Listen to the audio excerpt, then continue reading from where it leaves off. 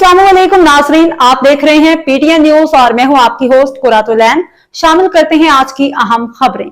Punjab safe cities authority ने public safety app का upgradation version launch कर दिया। Lahore Punjab safe cities authority PSCA ने अपने पब्लिक सेफ्टी ऐप का एक अपग्रेड वर्जन लॉन्च कर दिया है, जिसे हंगामी हालात से निपटने और शहरियों की ज़रूरियात को पूरा करने के लिए डिज़ाइन किया गया है। पंजाब सेफ सिटी अथॉरिटी का कहना है कि पब्लिक सेफ्टी ऐप का अपग्रेड वर्जन जदीद खसूसियात का हामिल है, जिसे पाकिस्तान टेली कम्युनिकेशन अथॉरिटी के मुशावरत के साथ शहरियों के तहफ़्फ़ुज़ के विजन के तहत तैयार किया गया है। ऐप का नया वर्जन अगले 30 दिनों तक मुफ्त इस्तेमाल किया जा सकता है। इस इक़दाम से ख़ास तौर पर सैलाबज़दा इलाकों में फंसे लोगों को फ़ायदा पहुँचेगा।